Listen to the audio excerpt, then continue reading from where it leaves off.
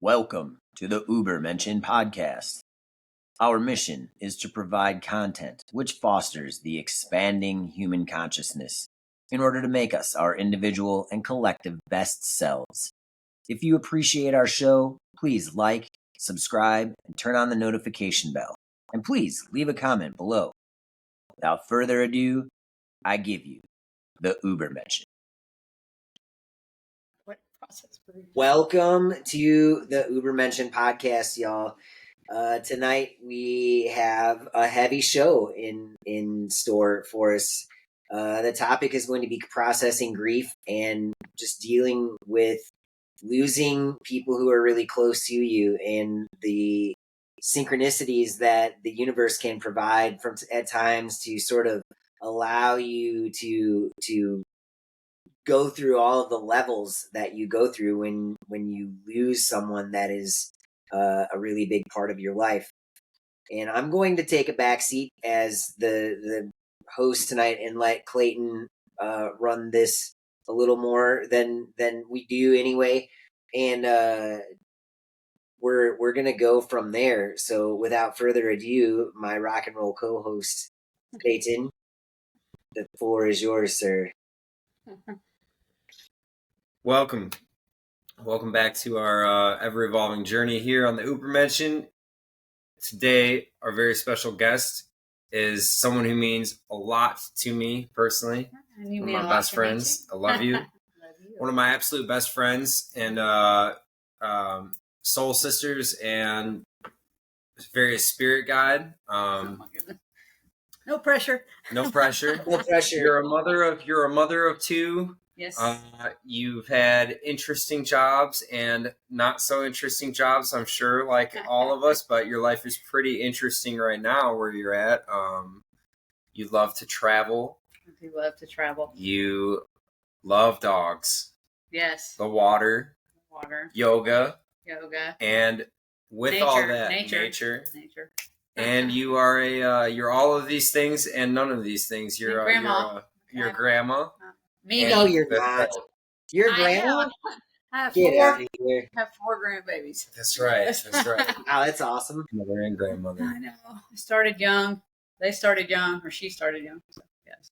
So thank you for having me. I love. Thank you for coming. Clayton's one of my best friends too. He's been a rock for me and a lot over the last several years. So well, y'all's life have asked me to be here. I will just say off the cuff that I am a little nervous and a little anxious. So I told Clayton, I said, hopefully I don't talk in circles, but grief is circular and not linear anyway. So if I talk in circles, I guess that's what it's meant to be. I don't know.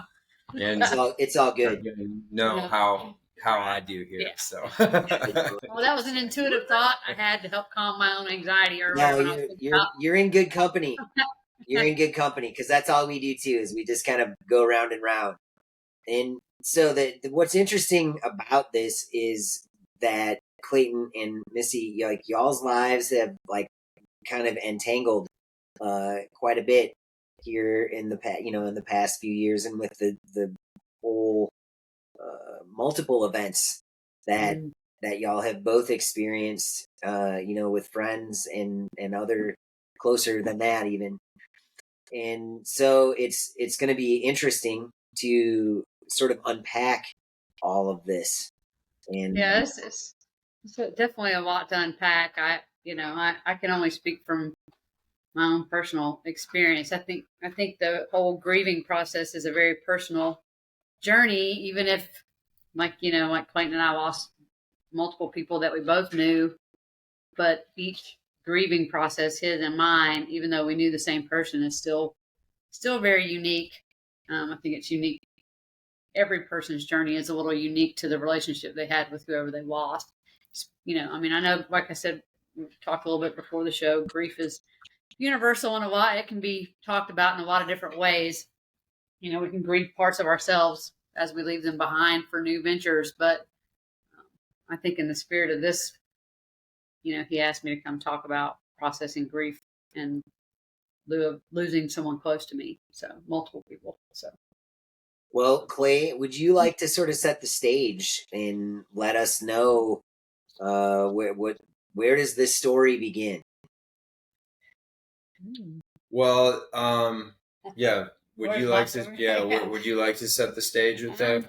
I guess I kind of can. As far as it's funny because that's not really funny, but in August, 13 years ago, probably the biggest loss of my life at that point was my mom. I lost her in August of 2011. Being my age, like I said, I've got grandkids and whatnot. I've lost a lot of people. Grandparents, both grandparents, both parents, cousins, aunts, uncles. Um, kind of feel, other than my brother and a few, cousins, I feel kind of like a little orphan child out here on the moon. But more recently, 3 years ago, I lost my husband, who was also a good friend to Clayton. And then even more recently, a good friend who has also become a more intimate person in my life too.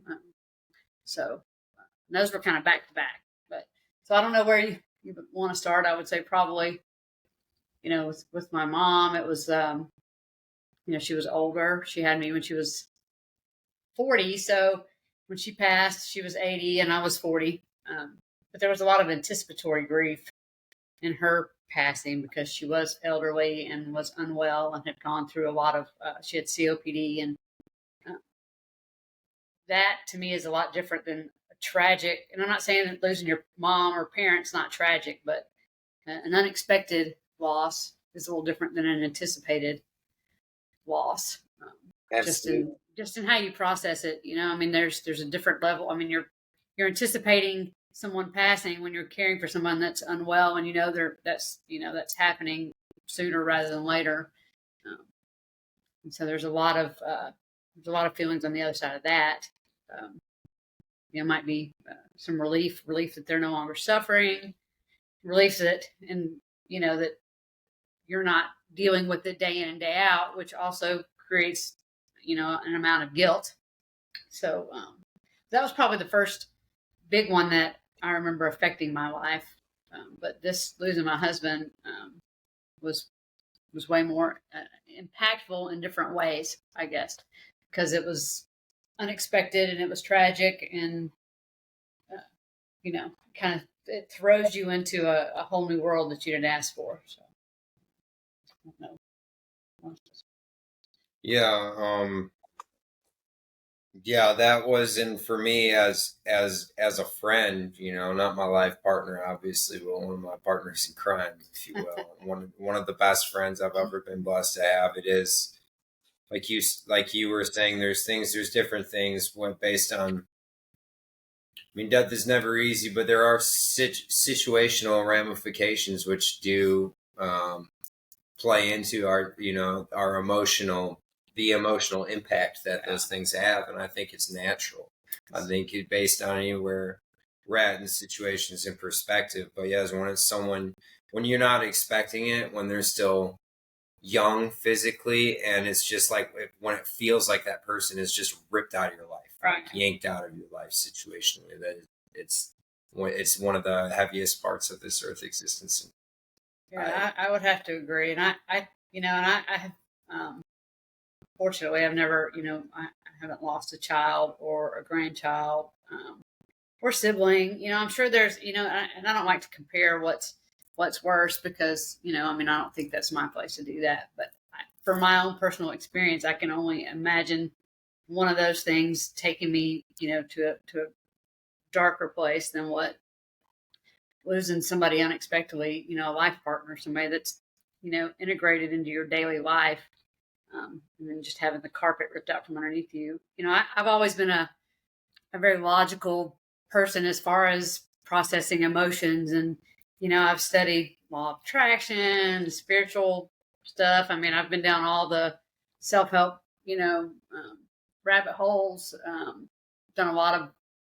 tried to do a lot of work on just, who I am. And I think some of those things probably helped save my life during the processing of the grief after Chris died. Like I said, it's my experience, and I can't tell anybody else how to grieve because I do think, and I've learned this even more so with the passing of Dave, that each person in their relationship with whoever they've lost, they have to go through their own journey. And I can't tell Clayton how to grieve. I couldn't tell him how to grieve someone that he's lost just because this worked for me, but I can share my experience. And, I know, Chris died on Halloween in 2021, and he was in North Carolina visiting family. And there was something about him leaving to go up there that made us both uncomfortable. I mean, he didn't want to go. And I don't know if it was just, I don't like to say intuitive, but when I got the call the day that he passed, before I even answered the phone, it was a knowing. It was weird.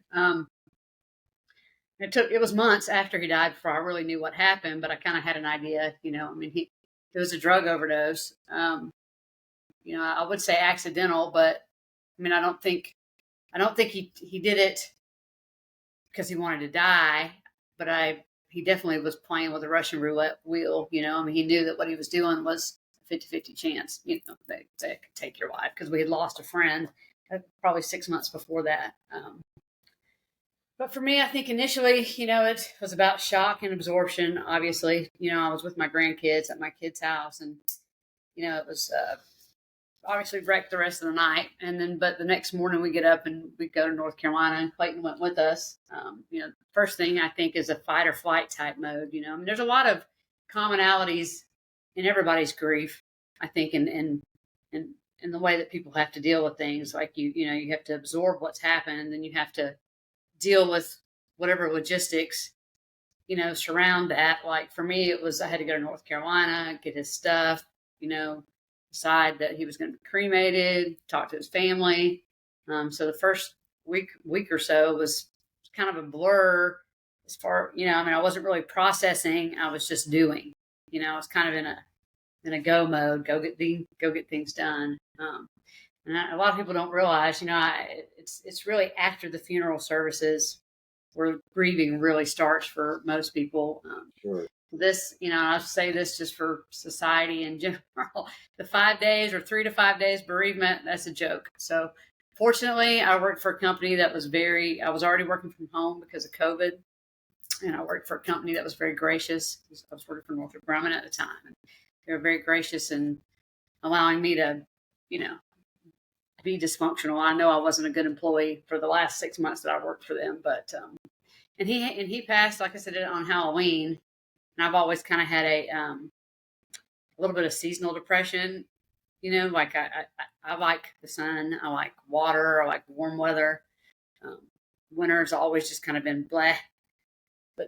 But somehow I was able to kind of embrace that this time, because I knew that lots of things around me had died. He had passed. Part of me that was with him was dying. The trees, leaves, everything. So I try to take that time to allow myself to just kind of be in the dark place that I was in. I've told Clayton before, but I'll share it with you. I tried to equate it, and I don't know if you've ever watched the show Stranger Things. A little bit. I've watched a couple of episodes. Okay, so the whole premise of this is about a parallel universe, upside down reality, and I felt like I was living in the upside down for months. That was the best analogy I could give people. It's like everything outside's dark and gray, looking through social media, seeing people go on with their lives, happy couples, they still have their person. All that stuff triggers you, and it's normal, but it didn't feel normal at first, but it is normal. And I think people need to know that it's normal to not want to see people happy when you're going through what you're going through. It doesn't mean that you're bad or, that you're not happy for them. It's just at this moment, I just didn't want to deal with that. So that was probably the easiest way for me to equate where I was at when he first passed. But it really took until I got home and dealt with the logistics for everything to sink in.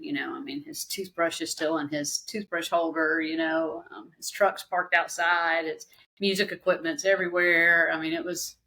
It's very surreal. How long were you and Chris together? Well, I had known Chris for years before we got together. We met probably in the early 2000s, but we started talking. He was in North Carolina. We started talking in 2015, and then he moved down here at the beginning of 2016. And then he died in 2021. So it's like 7 years, I guess, 6 or 7 years. We were together for a long time. And so when he moved down here, he stayed. I mean, he came down here to visit, and he didn't leave again. So that was how that kind of went down. And we knew a lot of the same people already, like out in the music, because he was a musician. And in Huntsville, I've always loved music. I don't play music, can't sing, can't write, but music has always been a way to help me feel or express what I'm feeling, because somebody else can do it for me through music. Because like I said, I've always been more of a logical thinker. And even when my mom passed, I was able to process, I think, through that with more logic than even emotion, because it was because of the circumstances, because of her age. And it's not abnormal for aging parents to pass before their child. But to have something that was tragic like that, it threw me into my feelings, and it was a very uncomfortable place for me for a little while. I had to, but fortunately, I think the yoga and the meditation and all the things I had been doing leading up to that gave me a vine to hold on to, something to ground myself when I felt like I was spinning out of control, because I did have many panic attacks after he passed. Just being in my own head, just trying to figure out how to get out of my head and to feel what my body was trying to tell me. And more than anything, we have to learn how to listen to our bodies, ourselves. And when we're going through something like that, my body told me I needed to stay in bed and not try to interact with people today, then that was okay. It didn't mean I was stuck in grief. It just meant that I'm taking care of me today. Because there's a lot of things that society tries to tell us we should do. We should keep going, and on the outside, you might look the same. I might be able to get up and go function at a job, but on the inside, your world's falling apart. So you're really not the same. It just it's outward. It's comparing outward appearances to inside realities, and that doesn't work. Yeah, the cultural expectations. I'm glad you touched back upon that one too. It is always just utterly ridiculous when we back up and think about it that way. It's like, what is a healthy cutoff time? Or even people who are like divorced or break up. You'll hear the cliches sometimes from people or in movies like, "Oh, it's been 6 months now." Shouldn't you get like it's a one size fits all? Again, because every situation is different and will equate to all different emotional and psychological and spiritual unpacking and unraveling. It has a lot to do with where you are individually as a person too. If somebody's a devout Christian, then I would say lean into your faith. If you're into meditation or whatever you believe, even if you're atheist, you can believe in science, believe in energy, believe in whatever you believe in is where you have to lean into the hardest, whatever that is. I'm not here to tell anybody what. I just know for me, it's it's nature, it's the universe, it's God, it's knowing that I'm just a tiny little part in a bigger, a bigger picture. And when someone, it feels like it's happening to you, and it did happen to me in the sense that he was my husband, and I had to process, but his death happened to him. What he did took his life, and I'm collateral. Our relationship was collateral damage. He had a brother, he had a father, he had children, so it happened to a lot of people, not just me. So taking myself out of the center of all of it helped ground me too. But it's messy. Grief is very messy. There's many nights it's a very lonely journey. And I say that even though I had a strong support system. Clayton was there. I had many friends that would come see me and, come have breakfast with me, my kids, grandkids. I had a lot of people around me, but because my relationship was my relationship with him, it's unique, and I don't say that to try to stand alone. I think I say that so that everyone understands that they're allowed to have their own experience with their grief, because it's very personal. Well, I imagine, one of the starkest contrasts between losing an aging parent is you see it coming, you know that, like you see this person going through what they're going through, and you can see if it's getting worse, and you get an opportunity to say a lot of things that maybe you didn't get a chance to, and you wanted to make sure that you got closure, right? And Right. so to me, the two things are like left and right in terms of difference, as opposed to getting a phone call from someone who wasn't ill, wasn't really depressed. I didn't know a lot of Chris, but what I did know of Chris is that he left an impression everywhere that he went. It's not Chris was a sort of larger than life character. Huge spirit. Yeah. Huge spirit, man. And I have a lot of his music, which I'm grateful for, too, that that I listen to. And some of it I released, all of it takes time. It's, Do you have, I don't know if I've ever asked you, you hear, you brought up something that reminded me, sometimes you hear, like you'll hear in movies like, oh, but I never got to say this when Jeremy mentioned closure. Was there, it seems like a silly question because there's a whole potential rest of your lives together that you could have had to say up teen million things, but was that were there any regrets surrounded or no finality and like not being able to impart certain things? I think so, because him and I had some, some relational struggles leading up to that. I mean, he, don't all couples, but there had been an incident a few months before that where I don't know, some kind of medical incident where he almost died on our living room floor. I don't know if it was a diabetic seizure. Like I said, I found out later that he had diabetes. We didn't even know that. So something had happened, but he didn't go to the doctor to get checked out. So and he was drinking like a fish, and he knew I was mad about that. So not knowing what was going on medically, and then thinking that might have had some contributor to the incident. I hope that he knows how much that I loved him. I felt bad about not going up there with him. There's all kinds of things that go through your head. I can't pick just one. I think he knew how much I loved him. I don't. He knew how much. Yeah, I think but you think about all those things. Did you love somebody enough? Did you say the right thing? Should I have gone with him? Could I have changed it? I was mad at him when he called me that night and told me he was over at his cousin's house because I knew what his cousins were doing, the type of shit they were doing. Excuse my language, but no, don't worry about that. The type of drugs and stuff they were doing, and he was supposed to be at his dad's, but he, I don't know that I'll ever know the truth of everything of how it unfolded that day or that night when he passed away, because it was, I've gotten multiple stories, which it's really irrelevant. The fact is that he's gone, so I can't think of one. No, not. I don't really have any regrets other than, like I said, all those thoughts that had gone through my head initially. Did I say it enough? Did I show it enough? I think all that's pretty normal. I did have a lot of those. We talked about this too when Dave passed away back in February. I had constant loop on my brain of all the what ifs and different scenarios I could have done differently. But with Chris, I think it was, I can't think of anything. What do you think the key is to healing those, what could be an unending open sore of what ifs? What do you think brings closure? Is it just time? Accepting, for me, I think accepting that it's part of the process, that it's normal that you're having the thoughts in the first place.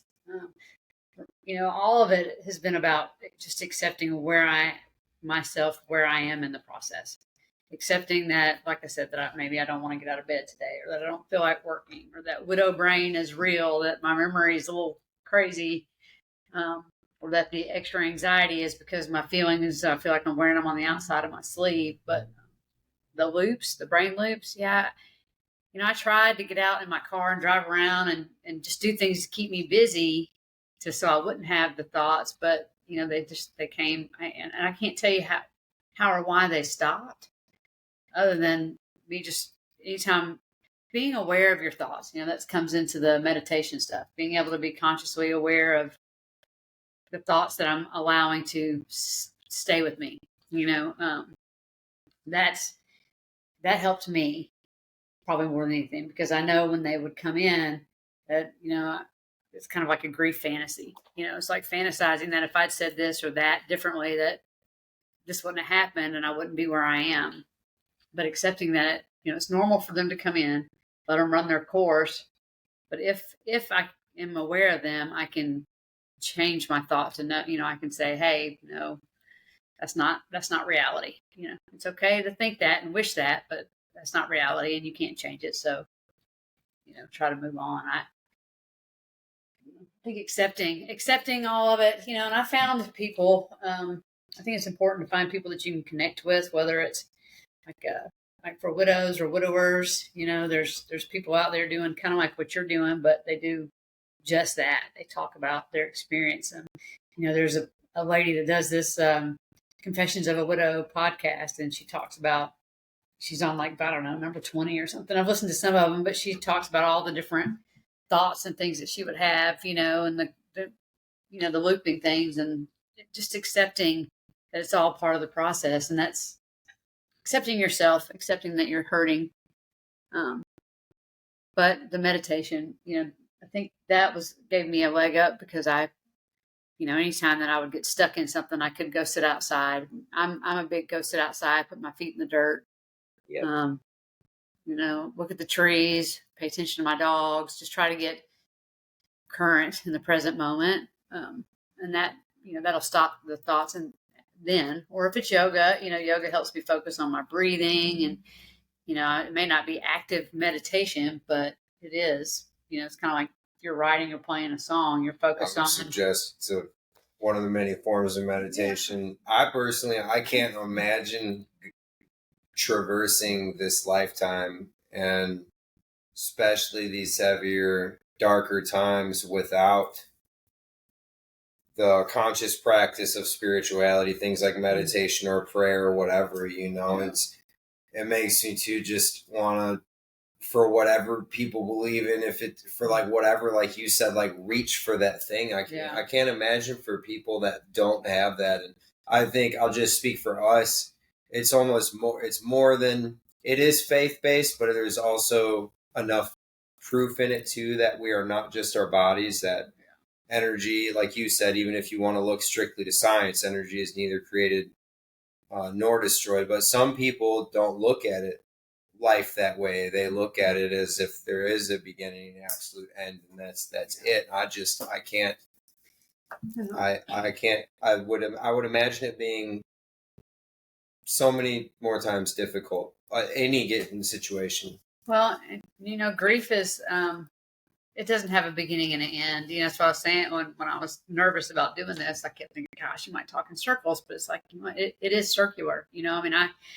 It comes and goes in waves.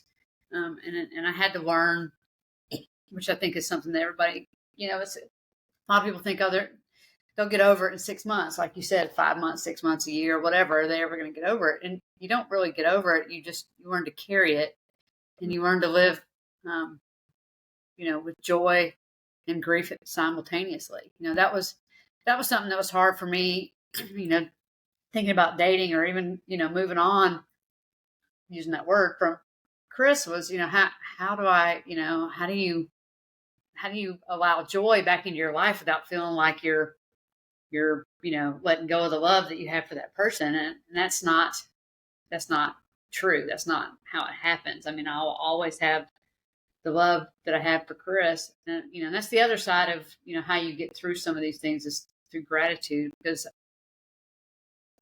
knowing that the only reason I felt as much pain and sadness and, it turned my life upside down so much is because of all the good stuff that came before it. I wouldn't, if somebody you don't, and I don't mean this harshly, but if somebody that's not a big part of your life passes away, you don't have a traumatic emotions to process. And it's not because you're not empathetic, but it's just because you didn't have that enormous amount of joy and love on the other side of the pain. So it's, it can go to your duality conversation or whatever, but it's, you can't have one without the other. So you have to learn to kind of carry them together.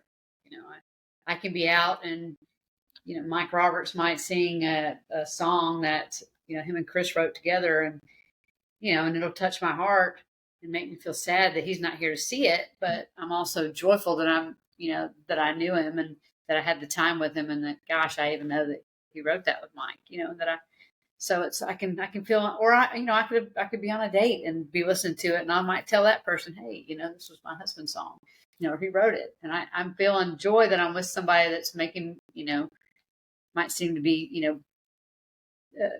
having a positive experience, but I'm feeling the sadness of his absence too at the same time. So it's not an either or thing, and I think a lot of people think that you either have to be sad or you have to be happy, but you can carry the sadness at the same time. Well said. I agree. I think one of the big lessons been for me, especially in this past year, is that she did that. I think there's a lot of like tricks here in this enlightenment journey or game, and that one of them being that to think that we close the door on something like, nope, I've done with that, I've healed from that. And I've been there myself, even just with more like self things and lifelong trauma. Like, I've worked past that, and in a way to where it's not running as many subconscious programs, but I'm beginning more and more to find out, especially as we go through retrogrades and things get revisited and opened up, that it's like, I don't think it ever really ends. That healing is a verb. As I've said before, I just tend to forget sometimes that healing is a verb, not a noun. It's a journey, not a destination. Yeah. And, you never know when something's going to trigger you to have an extreme emotional reaction. I might be fine. Like today I was listening, my daughter's like, oh, listen to this Taylor Swift album, please listen to it from beginning to end. All right. Cause she loves Taylor Swift. So I'm like, okay, I'll listen to the whole thing. And then, but there's a couple songs in there, and it's just like, I don't know why, but it just triggers all these emotions. I'm like, oh my gosh, this poetic mastery here is, hitting me in a way that I didn't expect to feel today. But you never know when certain things will trigger you. We were at that show the other night, at a whatever tribute honoring our friend Dave that passed. And, I was fine for the most part throughout the whole show until towards the end, his band got up and started playing, and it just didn't seem, the whole night felt a little heavy. Like his absence was very, very obvious. But as soon as the band got up and started singing one of his songs, it just hit me, I couldn't stop it. I just started crying. I was like, I got to get out of here. Not because I didn't want to feel the emotion, but because I just didn't want to bring other people around me down that were enjoying the moment. And I enjoyed the moment, but it was different for me, and that's okay. Just the way I needed to process my grief. And that's when I was talking earlier about the uniqueness, not skipping past Chris, but when Dave passed, there was over 300 people that came to his service.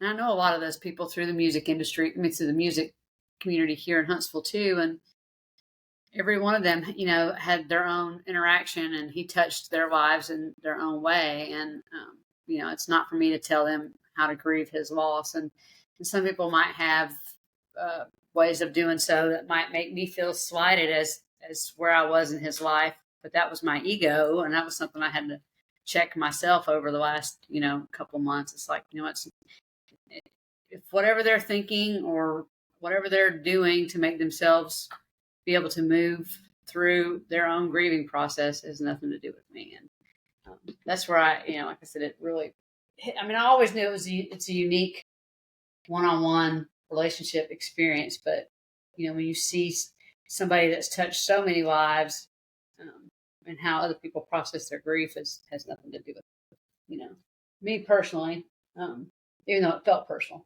if that makes sense. Yeah, it makes sense. Sorry, hot. So I'm old. I gotta have a little. No, it's all good. So let's paint a picture of Chris for people who don't know him, and just hearing your story. Somebody listening to this might be like, "Oh, well, just another musician that went out in a very cliche way, and I don't. And when I say that, I don't mean that in. I know. You know what I Yeah. mean? And Yeah. again, I didn't know Chris the way that y'all did, but what I did know of Chris is, like I said, he left a very serious impression. You know, most of where he went, he was a larger than life character. Well, And I can speak. I'll speak. Yeah, I'm I'll let him- curious I'll let as him a do that, friend yeah. and fellow musician. It's like, yeah, it's interesting. I never even really thought about it that much, or maybe I have the cliche of a rock and roller ODing, and it's what it's very that would be a very surface and shallow way we could look at it, like, which I'm sure through headlines that I've looked at some other life that hasn't impacted me directly, and I probably lacked the situational compassion Yeah. to extend even a sliver of it to that person. But Chris, he was a huge spirit, and he loved life. He also feared death, I think, and he had a really hard time with others passing. And I'm jumping around a lot, but he, like, us artists are very emotional people, and it is walking around carrying both of it all the time, sorrow and joy. And Yeah. Go ahead. I don't think he feared death. I think he felt like he belonged on the other side, and that he was. That could be. I don't know. Yeah. At least he would say that to me many times. He would say, I'm not supposed to be here, but while I'm here, I'm going to make the best of it. Yeah. I think he felt like he belonged in the spirit realm. He did.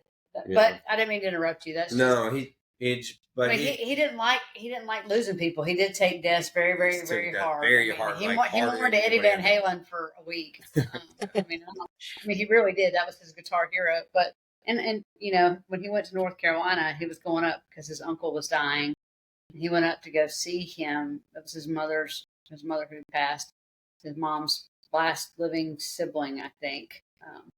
And he was having a hard time going up there. He was very upset and emotional before he left. But anyway, go ahead. And I'm sorry, I didn't mean to jump. No, don't. By all means. You finished. He was a very emotional. He was a Scorpio. Yeah, he's a Scorpio. It was very emotional. Funny as hell. Oh my gosh, yes. When he was sad, he was sad. He wore his emotions on his sleeve, but he was like just really involved in this life stuff, and he had big plans and goals for himself musically. Definitely not somebody who all the time, or at least had the appearance of like living on the edge, like haphazardly, didn't care if they were to pass or something. Like, he loved life and he loved the people in his life, I would say. And so it is, I think about it often, and this might be getting to what you're getting to, Jeremy, is like the psychology of, like, even with all of the wonderful things we have and the joy, like, why do us, like, all of us collectively, me, turn to things that seem self-destructive, or are self-destructive? I mean, I know, at least for the two, even if it's small, like some of the smaller vices, like, what is it? Like this monkey that we can't scratch or can't kick, or like this overwhelming weight of what it is to be alive. I think lots of us don't make it through that.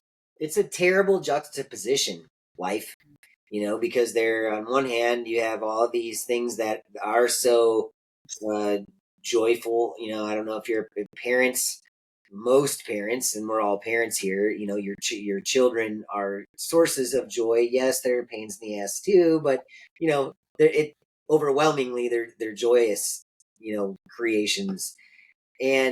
But also there's this heaviness. I was trying to today, I'm explaining to my 9-year-old son, about the world, because he had some epiphanies. He did, the kid's thinking, and so he had some epiphanies about some things, and so we got into a really heavy topic, that I was almost uncomfortable, but he was on a nut, and he's like wanting to follow this line of thinking through, and it struck me as like, man, here we are, like, cruising along, everything is totally fine, it's a beautiful day, it's like the birds are out, it's beautiful, and we're talking about war and murder and like really heavy things. So this life game that we're playing is this strange juxtaposition of, of extremes. And a lot of us, like you said, Clayton, we're not all geared for it. And trauma, man, we all have some kind of trauma. Even the the biggest and best, most silver spoon toting individual has got some trauma. Maybe that money, created trauma. It's we all. I think that's part of the human experience is processing this story that we get ourselves wrapped up in of life. And I mean, I know I can speak from personal experience. Like I have definitely found myself in some pretty deep holes, and I don't always turn to things that are going to help me out. In a lot of cases, I dig deeper till I hit that basement rock that I can't get through, anymore. Then, as they say, that's the foundation from which you build you build yourself up. But man, especially with drugs, and especially now, just like a what I would refer to as something that you don't have to worry about, anymore. You don't know if it's got fentanyl in it, or, nothing is as it seems anymore. And that theme permeates so many areas of our life, in the case of Chris, he did something that, he knew was iffy, but it didn't sound like Chris was looking to get out of life, or, he was. I think he thought he had a superhuman tolerance when it came to any type of opiate. I mean, he had struggled with an opiate addiction earlier in his life, but during most of the time that we were together, I mean, he had knee replacement, he had chronic pain, but he was using other things to try to mitigate his pain so that he didn't go back into an opiate Right. scenario. But his uncle was dying of brain cancer, and and I don't know if he had stuff with him himself or if they had access to it. Like I said, I don't really know the whole story, but I know that it was fentanyl that killed him, and he also had kratom, which is legal in Tennessee and some other states, in his system, and I knew he was using that.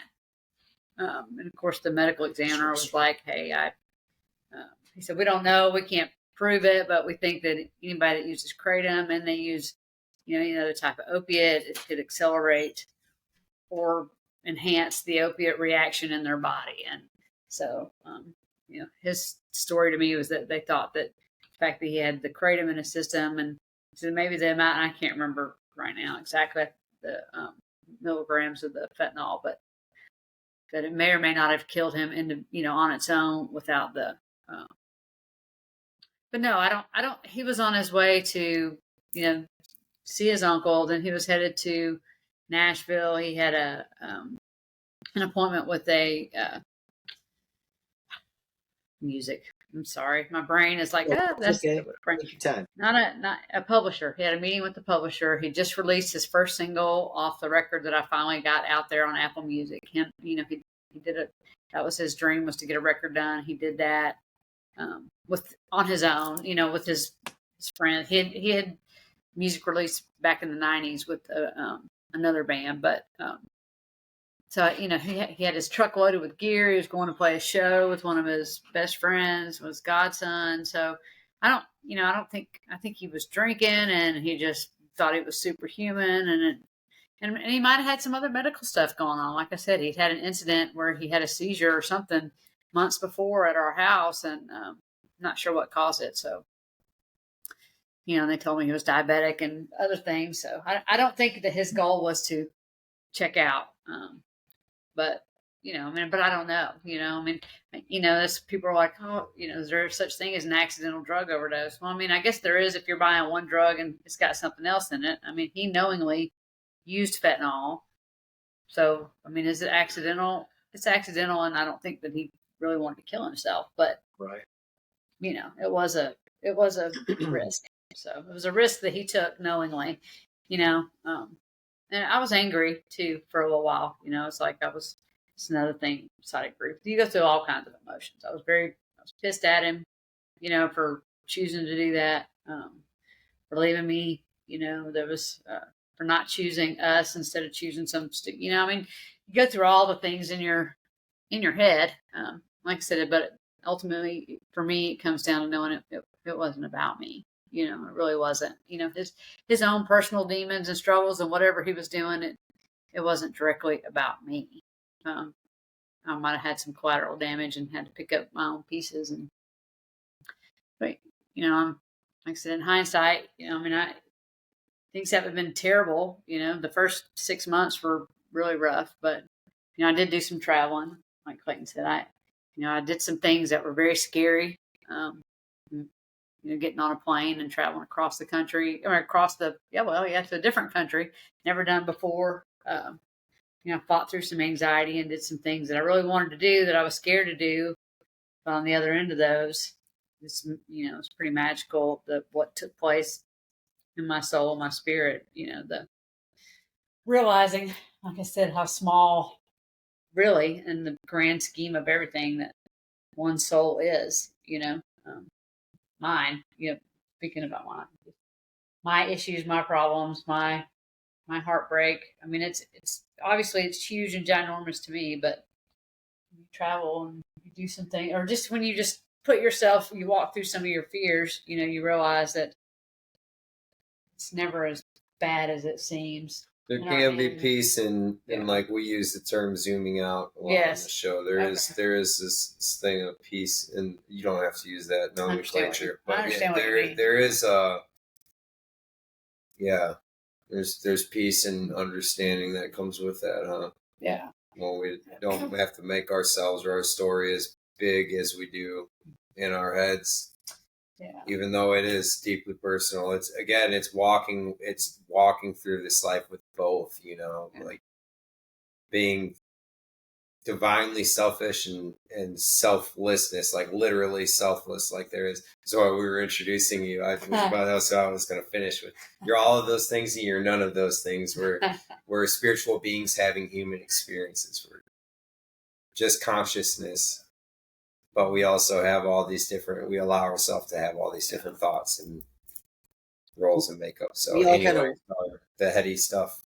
It's okay. No, I think the heady stuff's important too, Well, we wear a lot of masks, like as an individual, right? We all wear a lot of different masks, and sometimes, you overlap those. And I think part of my own sort of shadow work has been taking those masks off and just allowing, those different aspects of self to integrate. And that kind of circles back to what you were talking about, going through the egoic aspect of this, of like, God, how could you do this to me? Look at us, and all these things, and processing that, the anger, and then I imagine guilt that goes after the anger, and then finally coming to some, I don't want to say closure, but some sort of a place where it's like, okay, I can move on, whatever that it really means or whatever that really is. I can move forward now. In your case, and I don't want to jump too far ahead, but it was like this string of events for you. I can't imagine, because I really haven't lost anyone really close to me. And it's funny because I've been told before that I'm cold in regards to death, and because it hasn't affected me, but I also haven't lost someone that's like really close to me or really connected to me. I met this lady, and I'm going to digress just for a minute because this completely relates. I met this woman picking up some doors here a few weeks ago, and she had lost her only 2 children in life. And one she lost at 7 years old, and the other she lost at birth. And the way the conversation even came up as we were talking about anger and processing anger, and she was like, "Yeah, I know a little something about that," and it just sort of opened the door. And man, I can't even imagine, like losing a little kid. It's like, I guess one thing at birth, because things happen and you haven't had a chance to bond and connect with the child and all that. It's not the same as like losing a 7-year-old or, or even older, like that's not the natural order of And things. all of them sound horrible. Man. Yeah, and increasingly, yes, complex situationally. And so Grief is messy for sure. she said that, she was very angry at God, and like she was like, all I ever really wanted in life were children. She was like, and then the first one was the 7-year-old, and then the next one, she was like, at that point I was already like so numb from her son, that when her daughter died, it was just like, okay, well, of course, and she went into a really dark place in her life for a while. And I just, I mean, I really hurt for her. It really did, listening to this story. And then to see, though, how it all came out on the other side. And now they were starting this like horse retreat for troubled kids and soldiers with PTSD. And like it's turned into this like huge healing place. And she said, that's why I had to go through this, because, like I'm the person that was strong enough to bear this. And that's why I even tell this story, is because I'm imagining you kind of being in a similar role, because you had Chris and then Dave, and Yeah. so it was like, here you are on the heel, you finally mended and are opening the door to another individual, figuratively, and then like the same. He passed. Yeah. And Dave and I had known each other since we were kids. I've known him longer than I knew Chris, but he lost his wife, and so I reached out to him during the early parts right after his wife had passed away, just as a friend, and I was headed off to Ireland, so I missed Susie's wake, but and he was dealing with his own initial grief. He had to get sober and had to go through a bunch of stuff on his own. But yeah, we connected, and I would say we probably trauma bonded over our losses. Plus, we were already friends, and then over as we started spending time together, yes, we decided that we were going to see each other, and it was morphing. But I mean, he still, so I say he still had a lot of healing to do, but when I look at it now and I say that, it's like, well, maybe I mean, Maybe not. who knows, really? I mean, you can't really ever really tell completely where somebody is. That was very difficult. Yeah, I was pretty pissed off about that. I don't mean to even, but the anger part has been a big one for me, and dealing with the second loss. That one I had a lot of what if loops, because I was with him, the night before he took his own life, and which wasn't on purpose, right? That situation was different, where Chris was accidental. This was deliberate. This was Dave decided, and he had reached out to me the day before, and told me that he called because he was, he said, I'm thinking about hurting myself, and I don't need to be alone. So I called one of his friends. I couldn't get there right away, so I called one of his friends, a mutual friend, and he went over there until I could get there, and I stayed there with him. I came over and stayed with him, and then another one of his friends came and spent the night. Then got up and left to go to work the next morning, and said that he was fine, and then something happened. I don't know. Between the time he left and the time that he took his life, that he decided he didn't want to reach out for help again. So, I mean, I think he had, honestly, I mean, I don't know, but I really believe that his was, chemical too, a chemical imbalance. I think he needed professional help. That, I couldn't, convince him that he should stay. And apparently his friends couldn't either. I mean, that's a tough one, because suicide is, it leaves everyone around you questioning, what did I do wrong? What could I have done different? And of course, for me, it's like, what, excuse my French, it was like, what the fuck? No. What? So there's this, and, going back to the songs and being triggered, there's this song on that record called Prophecy, and it's talking about, how do I change the prophecy? Have I sealed my fate? What's going on? Why does this keep happening to me? It is a very egoic thing in some ways to think, what am I doing? What am I doing to put myself in these situations? Or, am I attracted to broken people. I'm broken, but I don't think any of us are broken. But these are just all the kind of crazy thoughts that go through your Especially head. when we practice law of attraction, you just assume responsibility for every happening to you. But I think most important is that people need to know that all those thoughts are normal. All those ups and downs and the dark places. It's when you go through grief like that. And I want to back up to what you said about being told that you're maybe cold towards some things, because I've been told that before in my past, years before. Like I said, I was always a logical processor. I internalize emotions and I process them logically before I express things. That's how I always have been. And when Chris died, and then Dave too. But I have been thrust into emotions. There's no thinking my way out of what I'm feeling. And Right. I was forced to feel, and that's a good thing for me, because it's not a good thing that it happened that way. I would love for it to have been able to come about, not being so tragic and heartbreaking, but I've been forced to feel and understand what I'm feeling, be kind to myself. Tell people, be kind to yourself when you're going through these things. If you're, like I said, if you don't feel like being social, if you don't feel like, if I feel like, binge watching something on TV for 12 hours because I don't feel like thinking today, that might be what I do. And you know what? I'm not, used to be, I'd beat myself up over it, for not being productive, but I've had to learn to move slower, and now I'm just in a place where I just really want to embrace like these moments, I want all my moments to have depth. I like to move through the morning slow. And, I was blessed to be in a position where I was working from home when Chris died.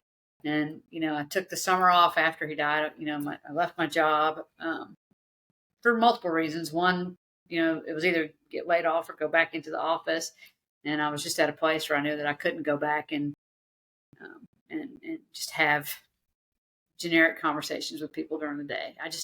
And I'm not saying there's anything wrong with that. I've met a lot of great people in office environments and whatever, but it just wasn't where I was. I knew that I couldn't be genuine and genuinely care about someone's car or whatever. I just wasn't in that place.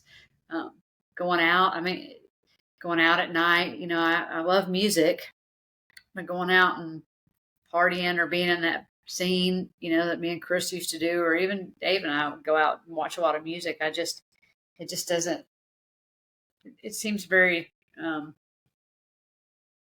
going to be cautious with the word, because there's a lot of people that I've met that I love and have been very kind and reached out to me, but it's just, I don't know.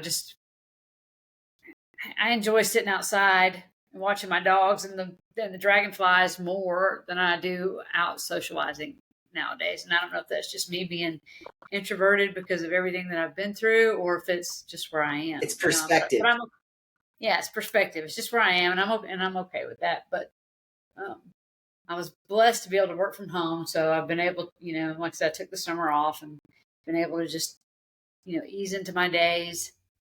And so there's been a lot of positive things that have come out the other side for me personally, but it was a hell of a road to go down to get there, So, well, it's one thing about that I think is very wrong-minded in the new age sort of, and I really hate putting things in boxes.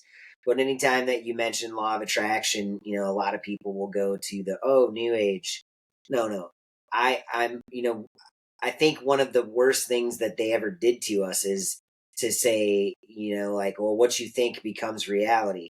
That's not true, because if that were the case, I would live in a very fucked up reality, because I have some pretty strange thoughts that don't become real. But what we take conscious action and put effort towards the thoughts of building, those are the things that we manifest, right? And Right. So it is hard when you say to because I've done it I still do it to myself. Like, God, what am I thinking about that I keep attracting this stupid situation into my life over and over again? I'm not necessarily sure that that's the way that it all goes, and Yeah. in your case, and it was like meeting this other lady the other day. Maybe you don't know yet what the purpose of these experiences is into the bigger picture, the more macro view.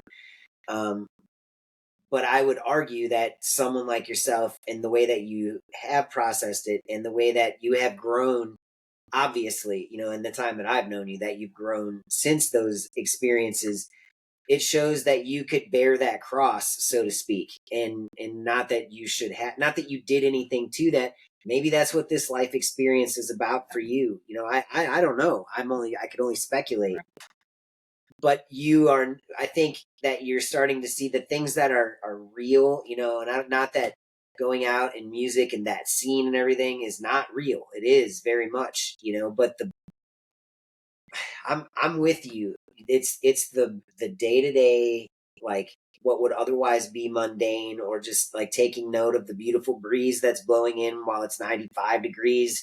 There's like, oh wait, there's this nice little breeze, and I don't know. I take note of those things, and it matters, and Right. it sort of grounds you, and for me, it makes me not feel so small and insignificant. Like I am plugged into something that is bigger than me, and in my own way, I'm taking part in this consciousness thing that we're all doing here. But so I want to expand a little bit with Dave, and how like what was the time frame, from the time that this all went down with Chris, and then the Dave came into the picture. Well, not into the picture. He was always a part of your life. Yeah. But how that all sort of developed, and then because that's a critical part of this. I mean, this double whammy happened to you, like That's what it like felt like. like 1-2, man. No, it was. Well, let's see. Chris passed in October of 2021. And then Dave lost his wife in August of 2022.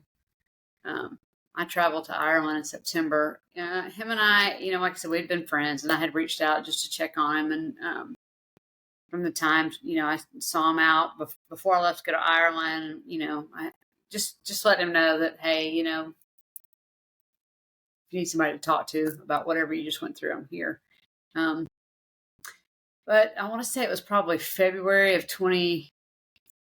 What year are we in right now? 2024. So it's February of 2023 that, we actually started, maybe in January, but probably in February, we actually started spending some time together, just, having lunch.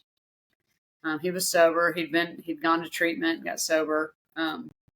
He had severe pancreatitis, and his drinking was going to kill him.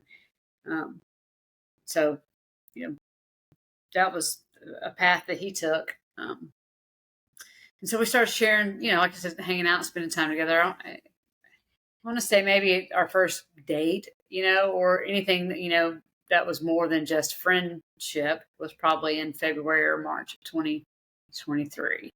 And we had a great time. And we got along great. We both were very conscious of where we were in our healing, and how awkward it was to try to, he had been married for 20 something years. So, Wow. Yeah. I mean, and they didn't have kids. They had helped raise some nieces and nephews, but, and I don't want to go into his wife's story, but, I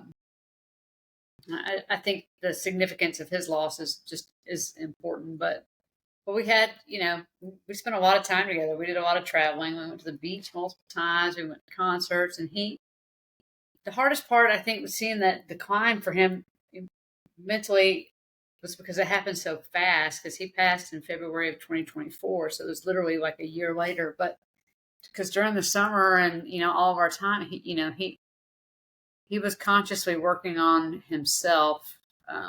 He was meditating, he was going to yoga, doing yoga with me. He wanted to live. When he got sober and realized how much better he felt physically, mentally, and spiritually from changing his own path, he said to me many times, that he felt better than he felt in years, probably 30 years. And he was excited about life. Even though he was still sad, he could we could celebrate his wife's birthday or talk about Chris, and he could cry. We could share those things with each other, and I would know, like, if we were out listening to music and a song triggered him to make him think about his wife, and he had an emotional moment. I knew that it had nothing to do with me. You know what I mean? We got it. That's the trauma bond part I think I'm talking about. Is I understood where he was. So in the winter months kind of got to him. He started getting some seasonal depression, and I think the holidays, and his anniversary, and then winter, and then he got himself into some extra trouble, that in his mind was way bigger than what it was, and I just think it all just kind of snowballed, between January and February for him, and it happened so fast. It was, it was,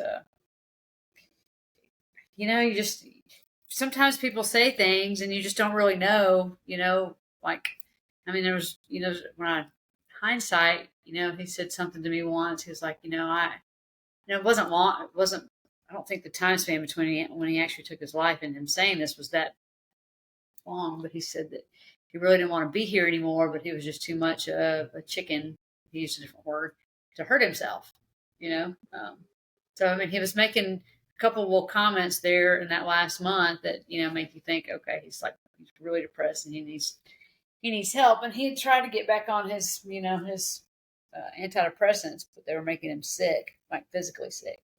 And, so he put them back down. And I didn't even know he'd stopped taking them. I guess he had been on them for years and years and years. But the time frame, it was about a year. Like I said, but for me, it was, a year and a half before I started, actively dating somebody that,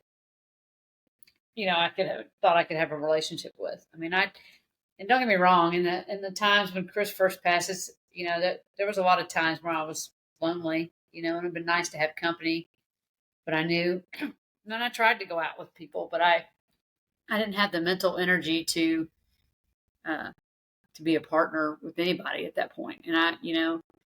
And 20 years ago, I probably wouldn't have cared and may have done what I wanted to do and wouldn't have mattered, the side effects of how I might have hurt somebody else. But I knew that I couldn't bring somebody into my life in the early part of my own healing after Chris, because I didn't have the mental energy to be present for them, so. Sure. So I chose to be alone, which was better. But yeah, it's about a year and a half, I guess, that him and I started spending time together. And we talked every day.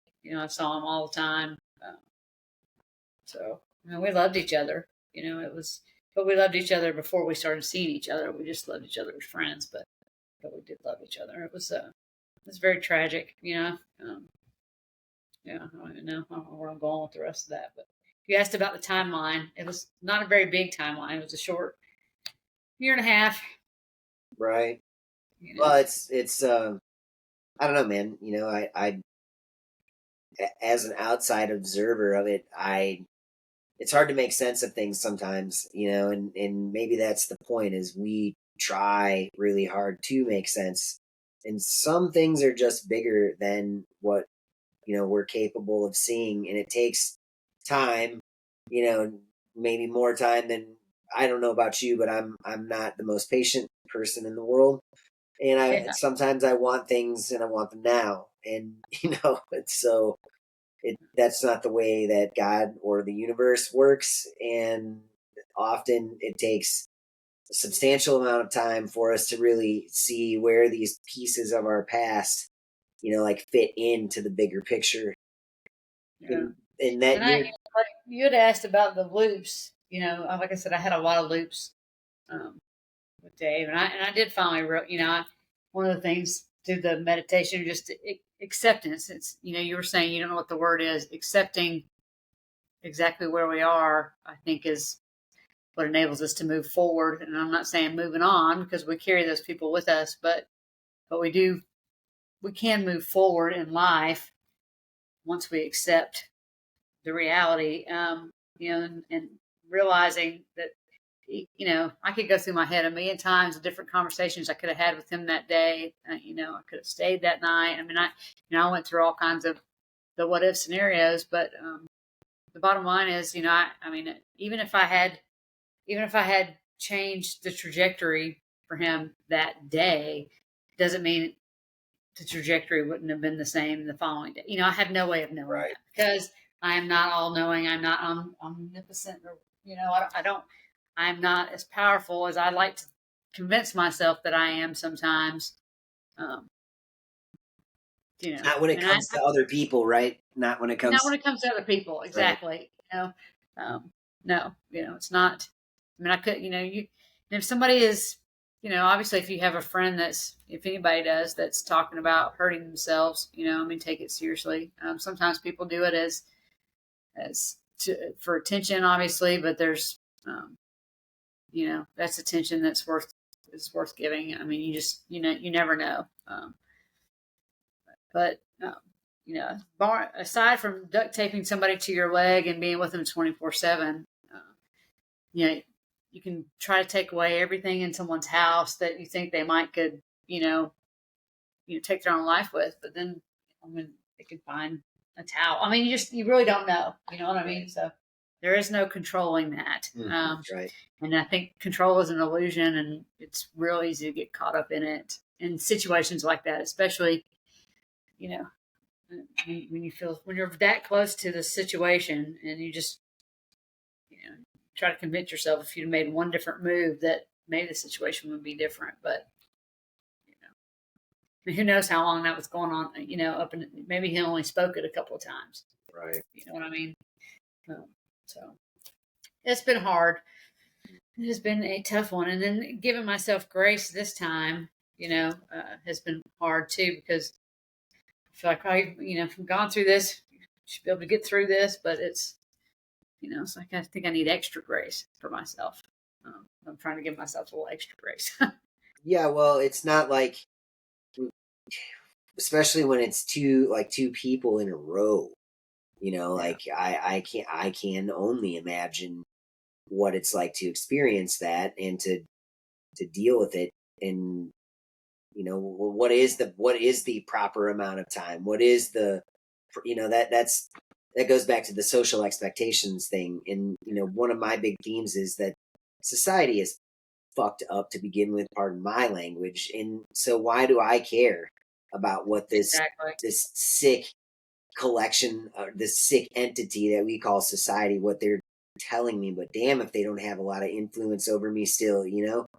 And it is hard, especially when you're a social person, you know, to get out. And I can imagine, you know, you see people feeling sorry for you, and you probably you don't want or need that, you know, all the time. No. Sometimes you just need somebody to just be you without trying to cheer me up, or you know, like, just let me be me. I can imagine, you know, like going through a Yeah, lot. that is true. I experienced that the other night, and I know, and people, you know, it comes from a good place. I don't think it comes from a bad place, you know. You know, other thing I've learned is that you can't expect people to hold space for your grief for an extended amount, no matter how long I might carry it, you know, actively or inactive or whatever. Um, you know, people, and I've heard people say, oh, well, when something like that goes down, people show you their true colors. It's not really that they're showing you their true colors. It's more like, you know, the level at which they can carry something like that based on their own experience. I mean, Sure. and it doesn't make them wrong or insensitive or uncaring. It's just where they're at. And, Sure. you know, I've learned that, and especially when it's somebody like Dave or Chris who've had a huge impact on the community that we're both so involved in. Even Clayton, you know, the music scene. Like I said, there was, you know, over 300 people that came to Dave's service here in Huntsville. You know, he grew up here in Huntsville mostly and sang, and he was a musician or singer, musician, you know, in multiple bands, and very well known and very well loved, and touched a lot of lives. And everyone has their own experience of him and their grief. And, you know, it's hard. Like, you know, it's like, I don't want to call up, you know, like his mom or whoever and be, and sob or expect someone to hold my grief when they're grieving too, I guess is what I'm trying to say. There's a lot of people. It's hard to ask other people to carry. That's why it's so personal, and it can be alone. It can feel like a very lonely road, but it's meant to be walked partially alone. Yes, there's a lot of similarities in grief and other grief. I know people that have lost their grandchildren. I know a woman that's lost her, daughter in a car accident. A month after Chris died, my oldest granddaughter, her grandmother on her mom's side, she's younger than me, was killed in a car accident on 565. So my oldest granddaughter lost Chris. Yeah, two grandparents in a month. It was. So it's. That's crazy. I know it is really when you think about it. It's just like wow. So yeah, I have to think that there is a purpose for me to go through what I'm going through, and it's got to be to maybe help other people somewhere down the road. Even though I feel like I failed when I tried to help Dave, but I don't think I failed. I was there for him, but that's the kind of, those are the self-defeating thoughts that kind of come through my head when I think, oh, maybe I could help somebody else. And I'm like, no, you didn't do very good over there. But man, you can't do that to yourself, Missy. You can't. Yeah, right. Those are the normal kind of things that go through your head that, you have to fight off when you go through something like that. We all like to think that we have more control than we do, and especially when it comes to somebody else's life or somebody else's choices.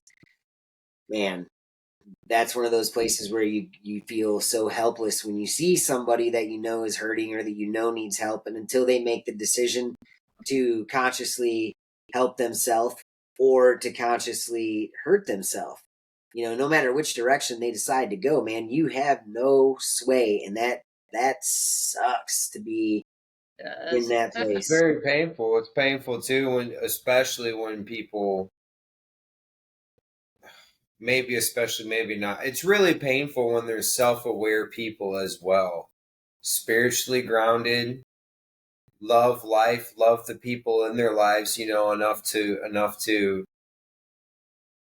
I don't know, to have a rich perspective on it all, but still to choose something other than living. Like it's painful. Yeah. Like I said, I if we're talking about Dave specifically, I really believe that there was there needed to be a medical intervene. Like I said, he had been on, antidepressants for years. Plus he was, sober for the first time in over 20 years.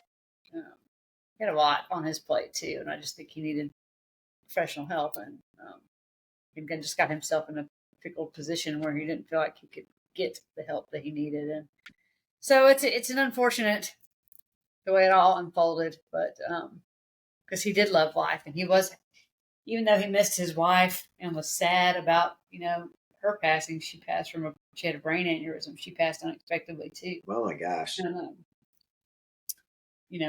he had a lot of, but he had survived cancer from when he was, when I knew him in high school. He had I think it was stage 3 or stage 4 lymphoma. He had 3 years of chemo, survived that. He had open heart surgery. He had a hip replacement, a shoulder replacement. I mean, he had survived a lot.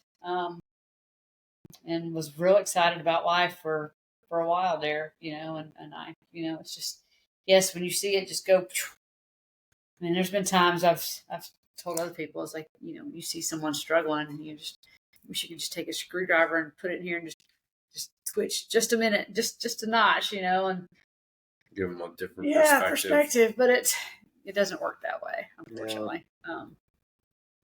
Just coming to terms with life on life's terms. I mean, I've dealt with that a lot, but this is losing people tragically is, especially back to back like that. It's been very challenging for me to get back out there. Like I said, I might look the same on the outside, but there's a whole lot going on the inside. And I am grateful that I've had the yoga and the meditation and like I said, the strong support system of friends and family. And I'm conscious enough to seek out, ways that I can do better for myself and to be better. I think, like I said, the grounding part, I could just go lay on the ground. I just, like, the sunshine recharges me. I feel like an iPhone being plugged up sometimes. It's like I just got to go sit out in the sun and just let it beam on me. I feel the same way, man. I totally get that. I also right around Christmas, man. If I'm gonna get the blues, it's always gonna be right around Christmas, and I know it has to do with the light. I'm very much a creature of the light. I love it, and but I also enjoy I do enjoy the winter weather. I just wish that I hate the time change, and I hate the fact that we lose light even this far south. It's not like up north, but I like the fall weather. oh man, I'm so ready for it. Winter, they can keep the winter cold. Yeah, but yes, the time changes. I mean, especially if you work outside the house, get up and it's dark. You get home and it's dark. In my refrigerator. Yeah, you get home and it's dark. It's like you don't get to see any daylight. I work from home still. That was something else. Like I said, I was blessed to. I took the summer off and then I found a job with I'm doing bookkeeping for a couple of friends, their businesses, and so I'm basically kind of work on my own schedule. I don't clock in or clock out. I just have tasks that I do every day, and I can take my laptop with me. And I told Clayton, this is funny.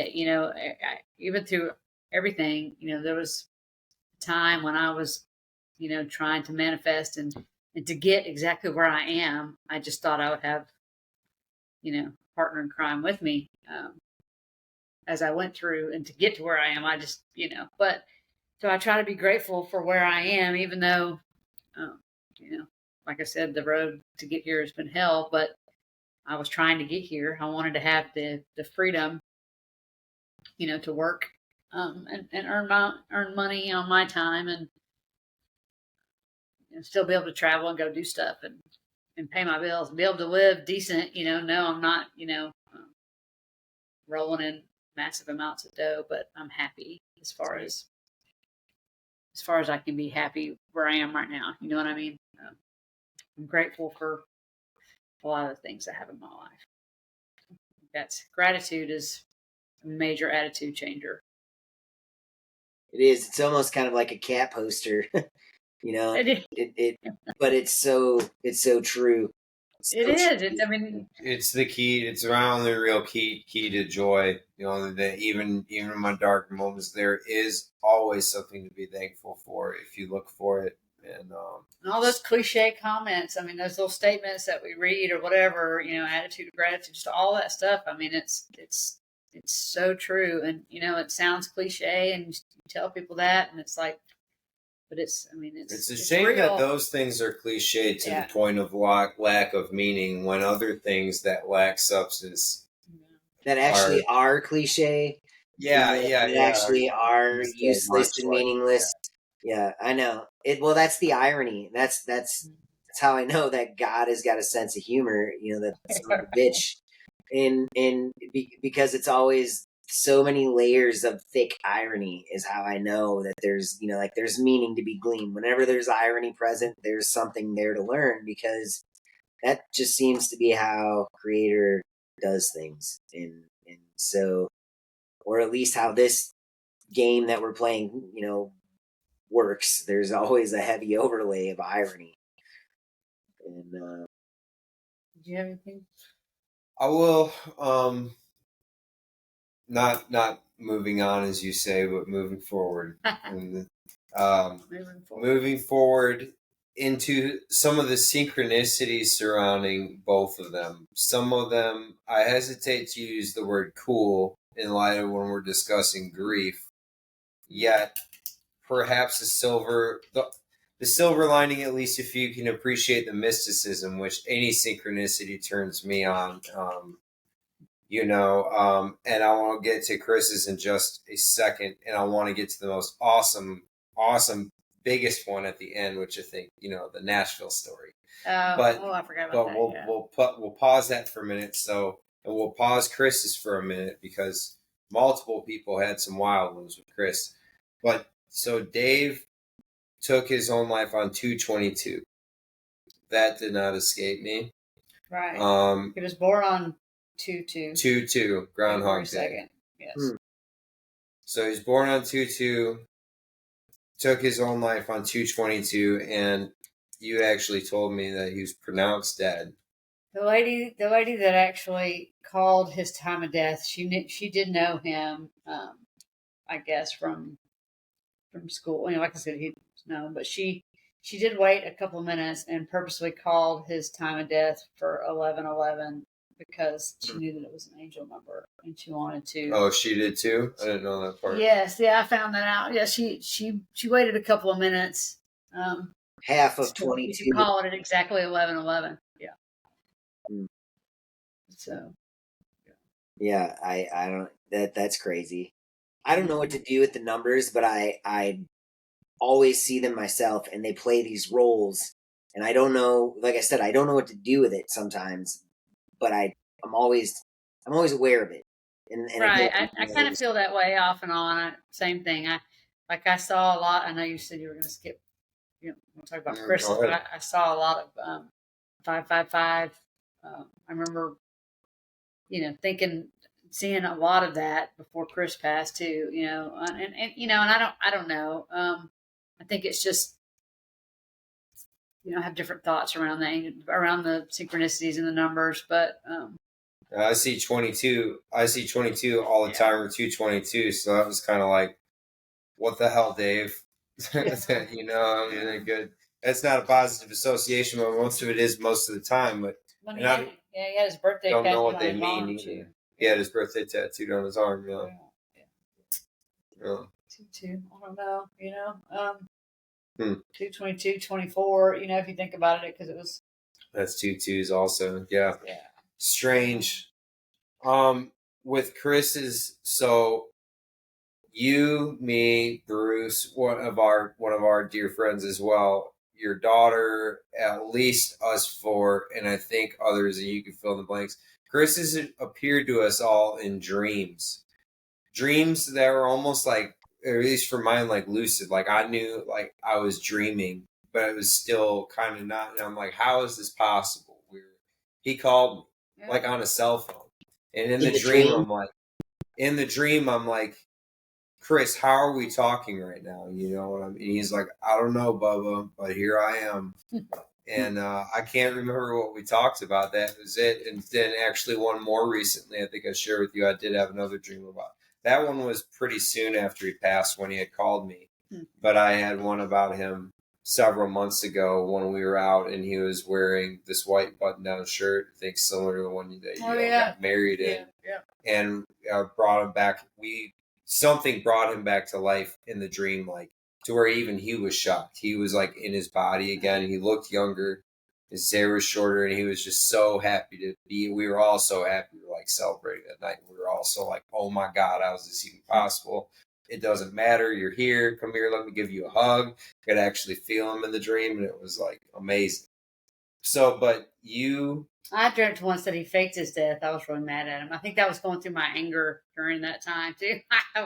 I mean, I laugh about it now, but I remember thinking, and I was really mad at him because he showed up someplace he wasn't supposed to be. But Cassie, my daughter, she had a dream, I guess before he died. She didn't tell me until after the fact that he was showing her, it was some little blue pills, and she Googled it and found out that fentanyl can come in little blue pills. And then she had a dream the first night we were in North Carolina, like two days after, and I haven't been able to find. It was like 2 days after she had a dream that he came to her in her dream and gave her this message, and she typed it up on her laptop or iPad or whatever that morning. She didn't tell me about all of it at the time because she thought it would be too much emotionally for me to be able to deal with right then.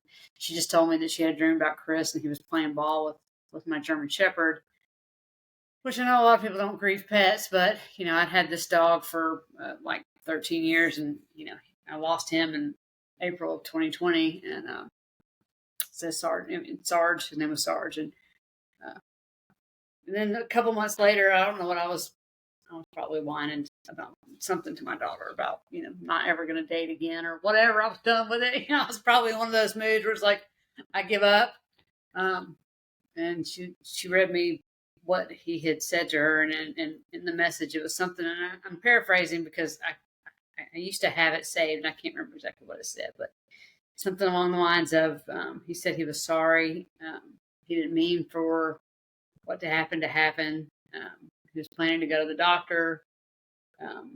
He said, your mom's going to think that this means she's supposed to be alone, and that's not true. I want you to tell her that she needs to, keep going and, find more human connection, because that's what we're here for. And it was just, and then he told her, and also in that dream, that his grandmother was going to follow him shortly, and she did pass a couple of months after he did.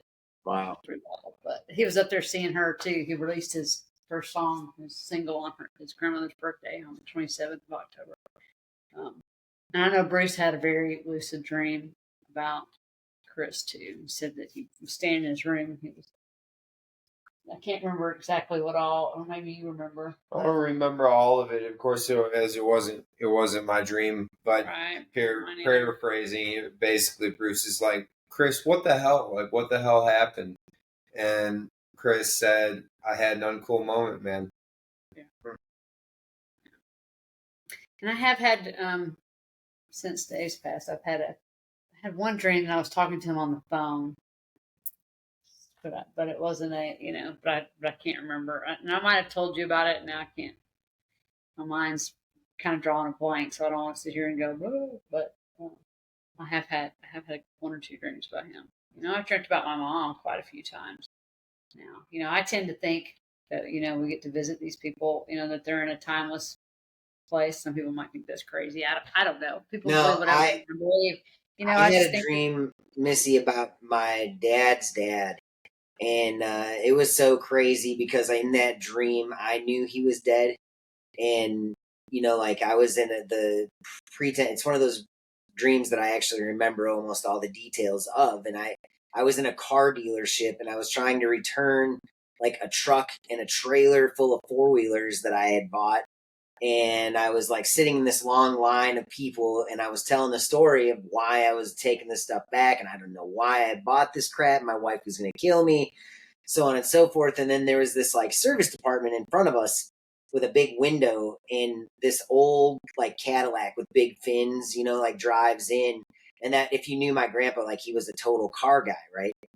Well, I see him, and he's dressed a very specific way. It was from this photo that my dad had of him, and my dad always said, like, that's Grandpa. Like, that right there that's how he always was. Like, that's him. That's how we always remembered him, right? Anyway, he got out of this Cadillac, and he comes into the service area, and I started flipping out. I was like, what are you doing here? I'm like, you're dead.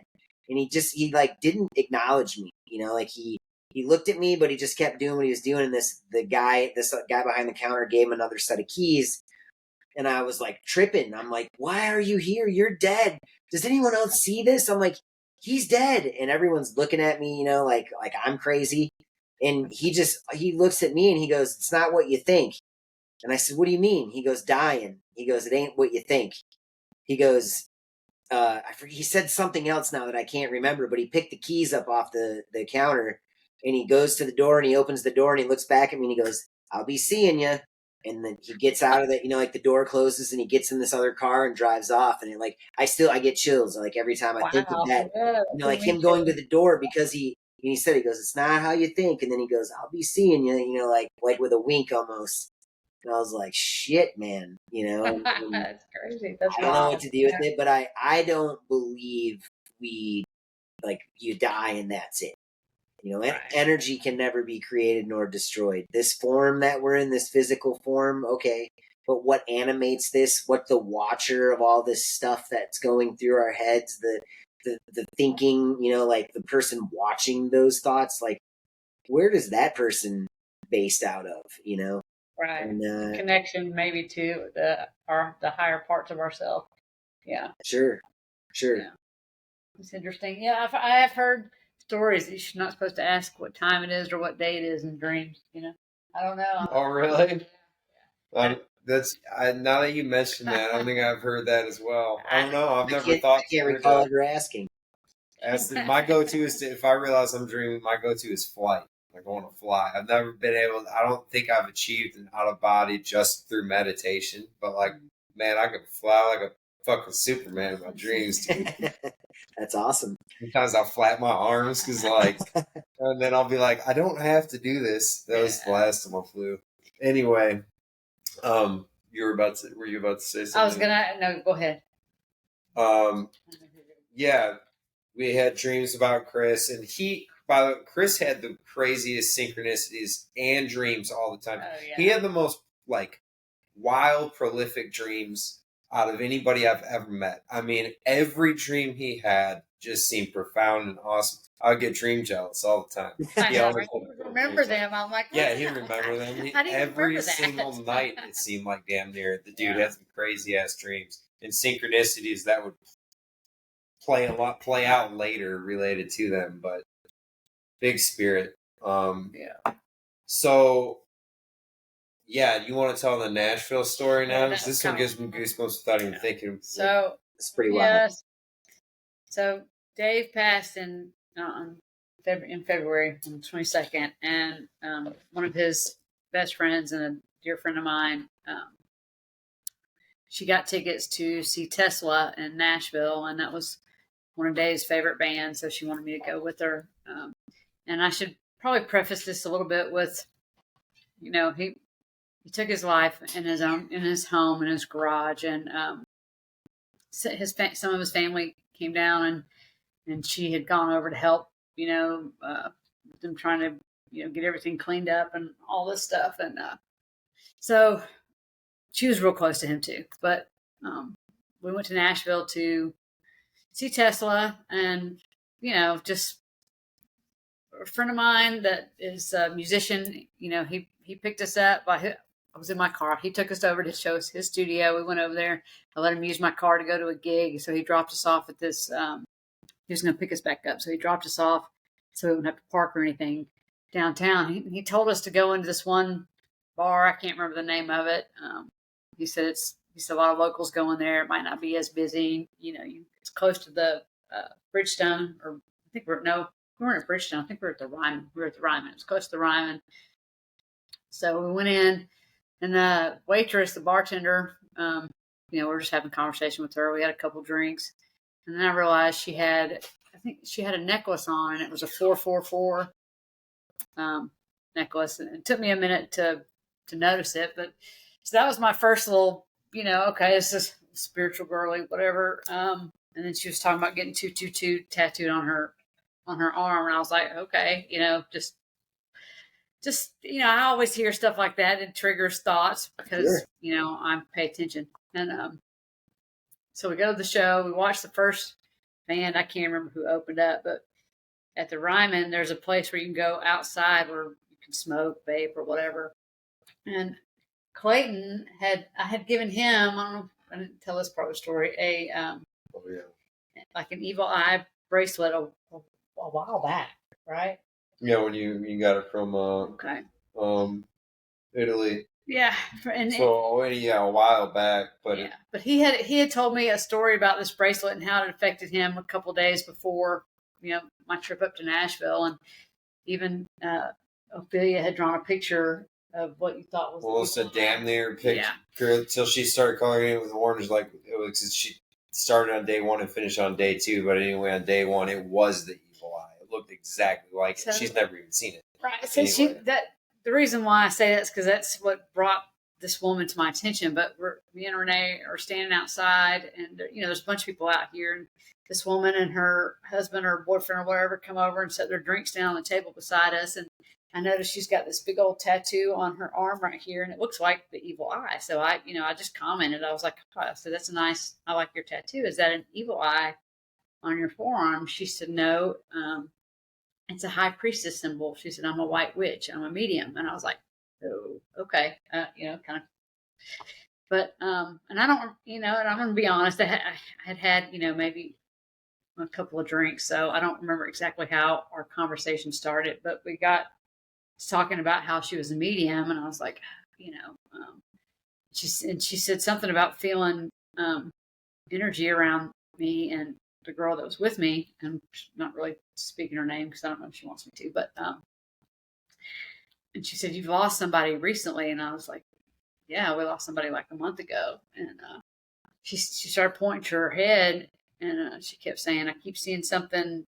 He's trying to tell me something to do with his head, And my first thought was, yeah, he wasn't thinking right. Obviously that was, but Dave shot himself. So, and that's probably what she was referring to, because as soon as my friend heard her say that, she turned the other way because it hit her really hard. That she was like, okay, this woman.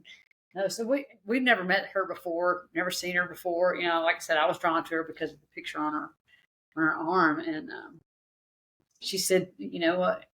He wants you to know that he's happy, and he's okay where he is." And then she looked at the other girl and she said, "And he wants you to know that he's sorry that you had to clean up his mess. He never meant for you to have to do that." And she was there helping his family, and I can't remember if she even said specifically where it was, but she might have. Like I said, my memory of the incident's a little shaky because I've had a couple drinks, and I do know that when you drink, you tend to, remove some, like our spiritual shields, so to speak. We let other spirits or whatever in. And then she mentioned something about Chris too. And she said, "You lost somebody else." She said November is significant. And I said his birthday was in November. I said he died, 21 days before his birthday. And she said, "Well, he's with you all the time. You don't know this, but he's always with you, and he's really sorry. And he had a really hard childhood, and he just made some bad decisions." And I was like, okay, so I think something along those lines, right? But yeah, that was pretty wild. But especially when she was able to call out to my friend exactly what she had done. It's like I have never, obviously I'm always curious as to whether or not, if someone's got that gift that they can sense things like that. But it was very surreal that night. I imagine it was. But it did bring me a little bit of, I guess a little bit of comfort knowing, that, he's exactly where he wants to be. He's happy. So, I guess you have to accept that, So Right. It's one of those things. Wow. Yeah. Is that what you wanted me to share? Yeah. Okay. Because I know I get a little wrapped around the axle with the story just because I can't remember exactly.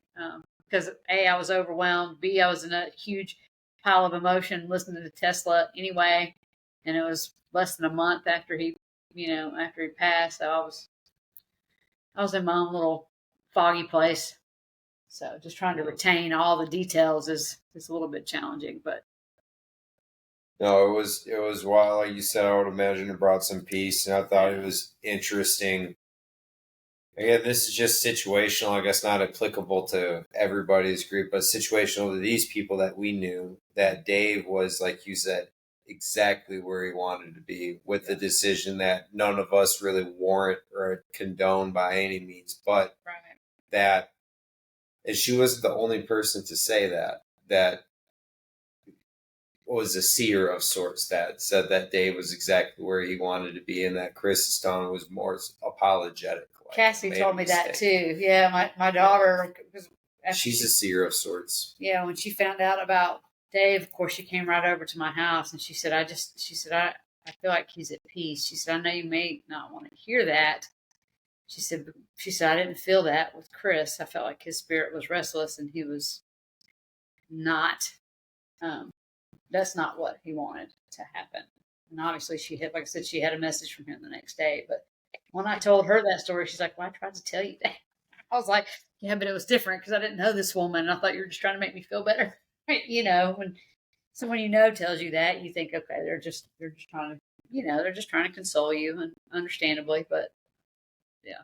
Well, I was going to say, most of us don't know what to do with that kind of information anyway, because it's so counter to societal expectations. To bring it back to that is, that sort of stuff is just smoke and mirrors, and nobody believes in psychics anyway. And yada yada Or yada. it's evil. Some people think that Yeah, it's some people think it's black Oh magic. yeah. Then right. But there was Everything. nothing evil about what any of these people said to me, and it was very harmless, and the way it was experienced was organic. So, Yeah, and it's evil just and black magic yeah, results in harm to yeah, someone else, not not betterment to someone else. yeah. It was a very organic experience, and but you're right. A lot of people don't know what to do with that. I mean, I believed what Cassie was saying, but I was in the throes of it had just happened when she said it to me. So, but yeah, she is kind of a seer of sorts too. Well, she reads tarot too. Yeah.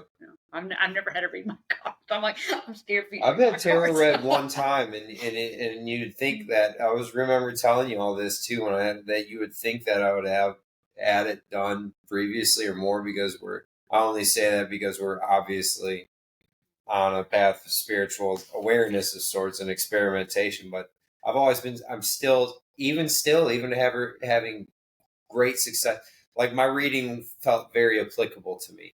And so I would say it was a successful one. But even with that, I'm still skeptical against people. Like we never want to be duped or afraid we're dealing with charlatans because that's what we deal with in politics or every other facet of life so much that we suspect that, even with spiritual people.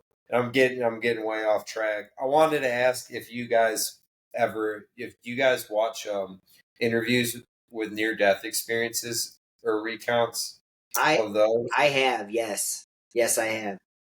I read a book called Many Lives, Many Masters. Oh God, that's such a great book. Yeah, it's great. Just talking about that. I was just talking about that the other day.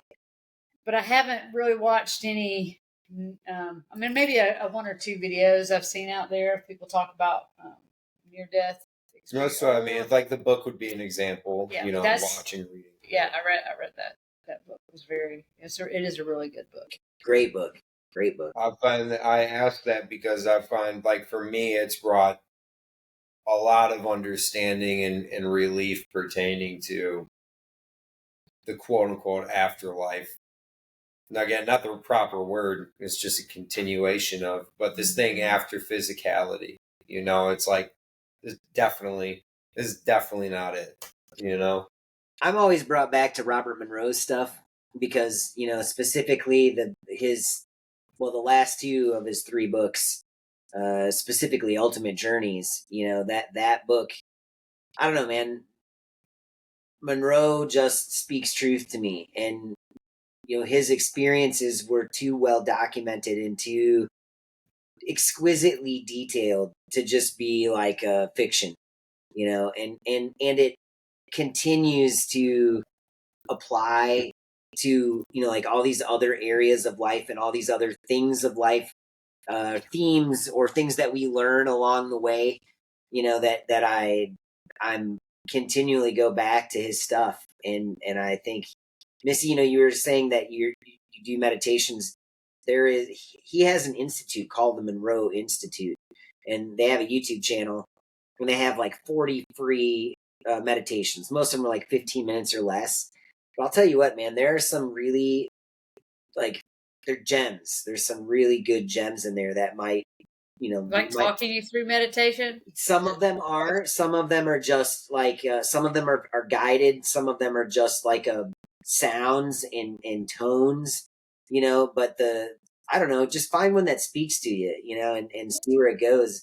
But I continue to Robert Monroe's stuff has been one of those foundational things for me that keeps bringing me back, as my own spiritual understanding and consciousness expands.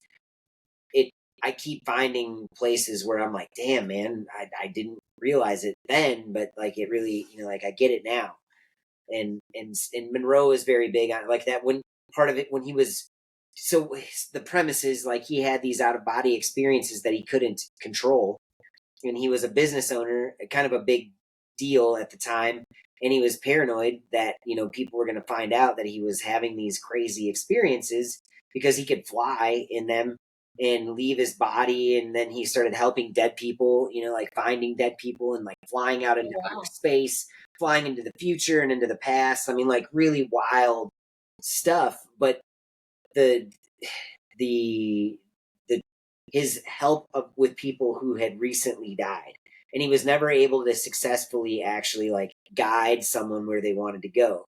But that was part of the experience. That was part of the learning for him, was that you have no control over this, even though you know that what happened. And in some cases, like, people just refused to accept that they had died and they didn't believe it, and they're still trying to interact with living. It's just it's interesting, and I guess comforting, in some ways, because, like, while it hasn't happened to me personally close yet, I don't know, I think it's just part of it.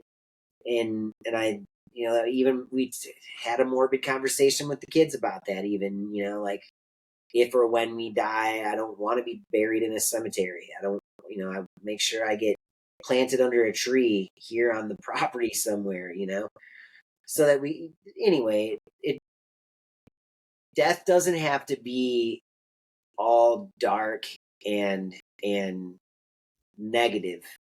Right. I think that's part of the ego process, is dealing with, like you said, dealing with the emotions and the feelings, those big feelings that you wouldn't otherwise.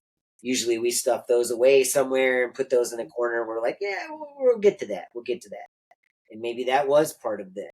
I don't know. I can only speculate, but Right. it's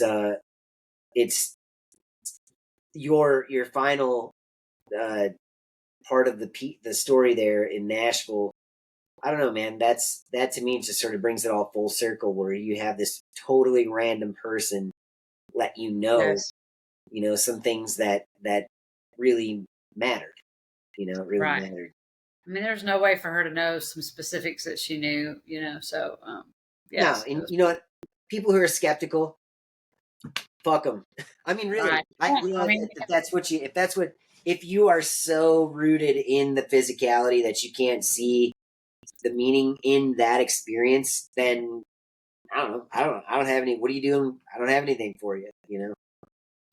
But And that's you're right about death doesn't have to be all dark, we have to be able to talk about it, because it's going to happen to everybody That's right. eventually, the first parts of losing somebody, it is hard, there's a lot to go through, but I mean, you just have to keep going. And that's what I would tell anybody. Just keep going, lean into whatever you believe in. And, but yes, there's a lot of blood, I mean, the pain and the darkness and all of that comes because of all the love and the good stuff that was on the other side of it. Otherwise, we wouldn't have any emotion to it. So, Right. Yeah. Yeah. Was there anything? I had Clayton write down that guy's information for me. Just Yeah, Rob. I got his books written out too. I've read all his books. They're available on Audible too, which actually might be an easier way to digest it. But anyway. Yeah. Well, what do you got, Clay? You have more? I just want to really thank you for coming and doing this and sharing your story. Yeah, definitely. Thanks. Because if it's not already pertinent to where, thank you. Yeah. It's not already pertinent to where some people are at, it's going to be pertinent in the future. These be the lessons gleaned. And well, every situation is different. There's no escaping the feelings that go along with this life, and love and loss. And I think in summation, you touched upon giving yourself grace for the time, the experience, the utmost presence, not blocking out anything, not putting limitations on how long you should be dwelling with a certain feeling or not. No, I think people, and I'll throw out there too, I think if you're, if you know somebody, I mean, you can tell if somebody's, if they're like, like with Dave, extremely depressed, or if they're just grieving. I mean, you know what I mean? Mm-hmm. I know myself to know that if I'm just reclusive because I'm extremely depressed, or if I'm reclusive because this is where I need to be right now. If that makes sense. Yeah, absolutely. You just have to listen to your body and yourself, yes, and give yourself grace. Summation. Yes. Sorry, I didn't mean to. No. I'd rather have you. And I would say there's a lot, music obviously is very healing and has helped me. I stumbled across during some of my disassociative moments, scrolling through TikTok or whatever. I stumbled across an artist named Patrick Droney who had a song called Glitter. And I cried listening to it multiple times. But just his beautiful uh, explanation about grief and how, how you go, how it, he compares it to glitter. So that's it. That song helped me. There's a woman on Instagram. Her name's Heather Quizzle. She does like a weekly broadcast where she talks about processing grief. Her husband died like 6 years ago. On Instagram, she's open to men, women, whoever, whatever your grief situation is. She has her own little group. I haven't joined it, but only because I found her after I'd gotten through. I don't want to say through, but had moved forward far enough that I just haven't felt the need to join it. But it does seem like it would be a good group. It's called Safe Speak. It's for widows, I guess, but it's just a place that's only for people that have lost a spouse that want to, that feel like they need, I guess, some sort of support group. It's an online support group, I guess. I think they have some. But I mean, all those things are acceptable. Anything that someone needs to grab a hold of that keeps them from living in the upside down forever. Yes, right. I would say that. Just don't be judgmental, or don't beat yourself up over not progressing far enough, soon enough to whatever society tells you, because unless someone's been there, they don't really know. Now, I was that person before, and I might have known what it was like to lose a parent, an aunt, or grandparent, but and hopefully, most people that I know won't have to lose someone close to them that way tragically, but it's always possible. We're all just one breath away. That's it. That is it. That is why it's so important to appreciate all of the moments that we have, and it's easy to, have a bad moment or even a bad time for a while, and to get into a place where you wish that you had more free time, or you could be more selfish, or whatever, add, whatever you want to put in the box. But it is important to remind yourself, I am constantly reminding myself how lucky I am, how rich I am, like on those days where I'm like, God, I wish I had a little extra money or this or that. And I'm like, but you know what? I am rich, just not in the way that I want to be at the moment. So gratitude, having the gratitude for all these experiences. Gratitude is the ginormous. And I'll say one more thing and then I'll pick up. But I saw this, might have been a video or something. This woman was talking about, it goes to the gratitude, but she said, none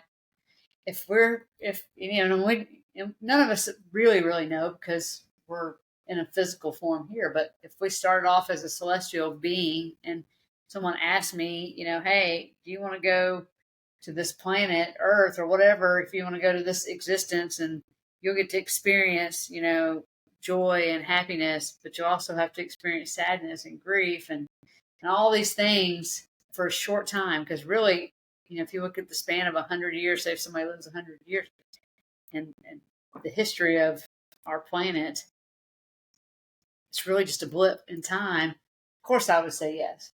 Yes, I'm going to go down and experience all of it. I'm going to experience the sadness, the grief, the sorrow, the joy. It's an awesome experience that we're having here, even in the difficult times. So I'll try to hang on to that. Me too. Right on. Well, Missy, thank you very much. I mean, this was not an easy thing for you to do. And talking to you guys, I just pretended we're just video chatting. Well, what y'all do with it is what you do. That's how I approach this. I approach this. I wouldn't care if we had 10 million viewers or, like the 10 that we consistently get. No, the truth is, this is therapy for me. In these kinds of conversations, it really helped me get out of my head and not feel like I'm the only crazy person, in the world sometimes.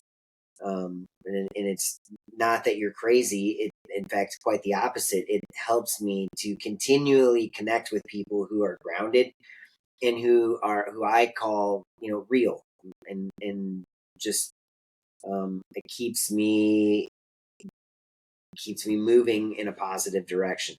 And so I really appreciate you giving, all sharing this with us.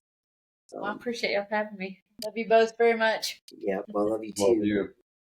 And maybe we'll have you back again when we get into the divine feminine, because I think you bring a certain aspect that, of experience and other aspects of your experience that will really lend nicely to the conversation. So anyway, It would be an honor. excellent. Great. Excellent. We'll do it soon. Cool. Well, with that, I'm going to sign us off, and we will see y'all again on the next one. Thank you.